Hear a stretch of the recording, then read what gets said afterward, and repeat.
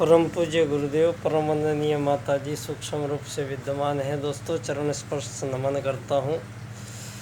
दोस्तों, परम पूज्य गुरुदेव का युग परिवर्तन का ये विशेष समय है और इस युग परिवर्तन के समय में सबसे पहला सवाल यही होगा दोस्तों कि गुरुजी पूरे युग को बदलने की बात करते हैं। तो परम पूज्य गुरुदेव ने बताया है कि युग जब बदलते हैं तो हजारों सालों की जो मानव की त्रुटियां यहाँ उनके कार्यक्रमों में रह गई है, हो गई है, वो हजारों सालों की जो आदतें पड़ गई है, वो हजारों सालों से करे गए कुछ काम मानव जो हमेशा करता चला आ रहा है। तो युग परिवर्तन के समय में परम पूज्य गुरुदेव ये सारा का सारा जो बदलाव परिवर्तन होगा, तो वो कौन से परिवर्तन होंगे, इस पे हम चर्चा करेंगे। दोस्तों, ये सबको दिखाई दे रहा है दुनिया में मानव का दुश्मन बन गया है। मानव का कॉम्पिटिटर बनाया गया है। यहाँ धरती पे मानव से समस्याएं चल रही हैं हजार साल से। दोस्तों, मानव का युद्ध, शोषण, वध, हत्याएं ये सब चल ही रही हैं। आप सब लोगों के सामने आज भी चल रहा है युद्ध। तो ये जो युद्धों का परिणाम है आज बड़ा घातक लेकर आया है दोस्तों।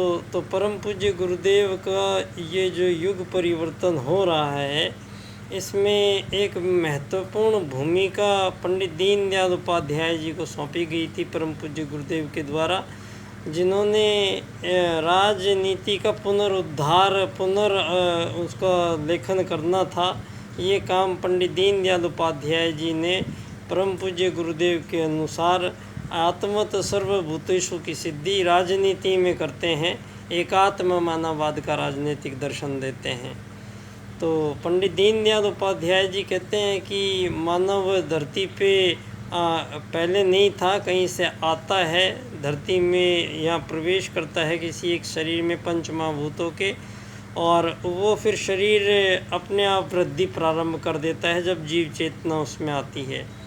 तो आने वाला जो है शरीर में और जाने वाला कौन है शरीर से, दीनदयाल जी कहते हैं कि मानव का परिचय आपको पहले लेना पड़ेगा इस बार। तो मानव शरीर नहीं है, आत्मा है, दीनदयाल जी कहते हैं। तो दीनदयाल जी कहते हैं कि ये बात साबित एकात्म मानववाद का जो है ये राजनीति के माध्यम से साबित करना है, क्योंकि सारी दुनिया में धर्म को राजनीति से अलग कर दिया गया है षड्यंत्र पूर्वक, और धर्म निरपेक्षता का जीवन दुनिया को दिया गया है जो भ्रम में है, भ्रम मूलक है। दोस्तों, दुनिया में या तो धर्म हो सकता है या अधर्म हो सकता है, दो बातों में से एक ही हो सकती है। आप लोगों ने मानवता को ये परिभाषाएं गलत कर के गढ़ के मानवों को जाना कहीं था और आपने पहुंचा कहीं और दिया है। तो दोस्तों, यहाँ इस बार ये युग परिवर्तन जो है ये सबसे बड़ा युग परिवर्तन है आज तक के इतिहास में। तो इस बार बदलाव कहाँ आएगा? बदलाव आएगा मानव की पहचान क्या है धरती पे। तो दीनदयाल जी कहते हैं शरीर मानव है नहीं, तो मानव एक आत्मा है।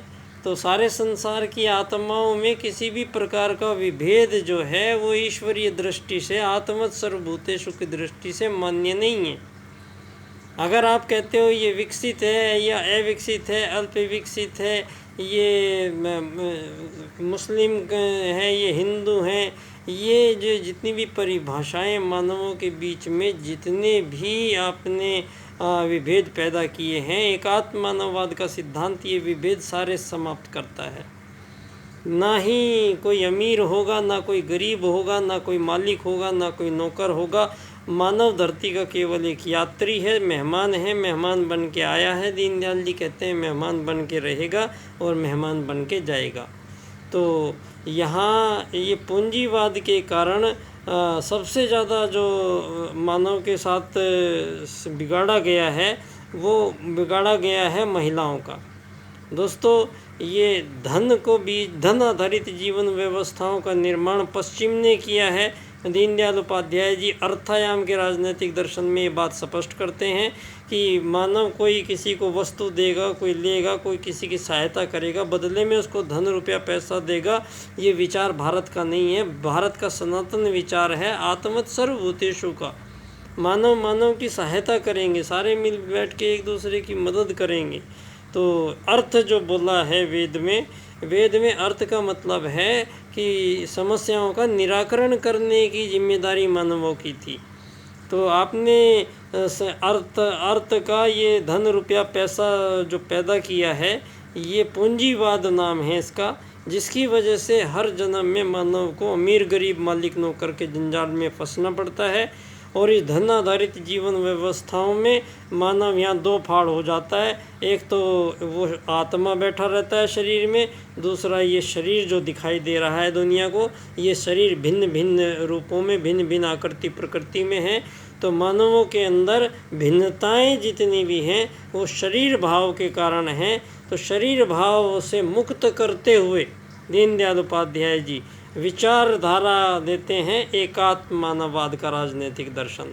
तो जो ये विषय है दोस्तों, परम पूज्य गुरुदेव के अनुसार आत्मवत् सर्वभूतेषु धरती पे पहले आएगा।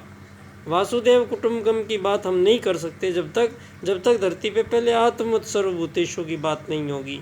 तो सारी दुनिया में जितने भी मानव हैं, जितने भी गरीब अमीर सताए हुए, जितने भी परेशान, जितने भी मजलूम जितने भी लोग हैं, तो ये सभी को समझ में आ जाना चाहिए कि एक ऐसी राज्य की नीति का निर्धारण भारत से हो चुका है जहां मानवों को धन की आवश्यकता ही नहीं पड़ेगी।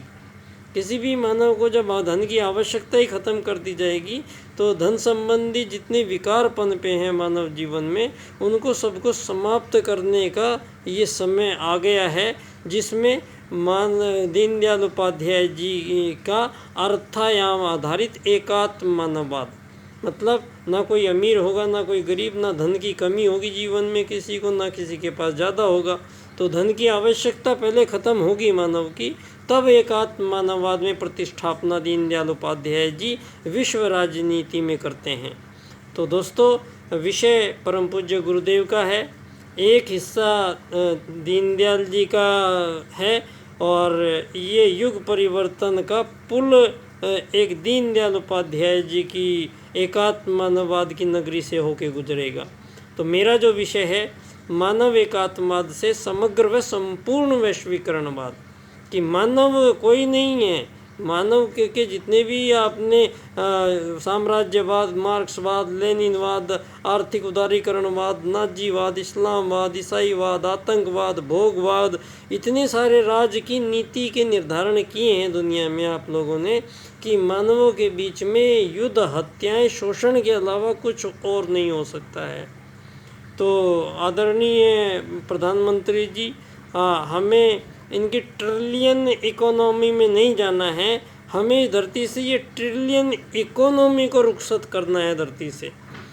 तो धन्यवाद। बाल्यकाल सेवा संस्थान का अध्यक्ष बच्चा डॉक्टर, प्रणाम करता हूँ, नमन है, धन्यवाद।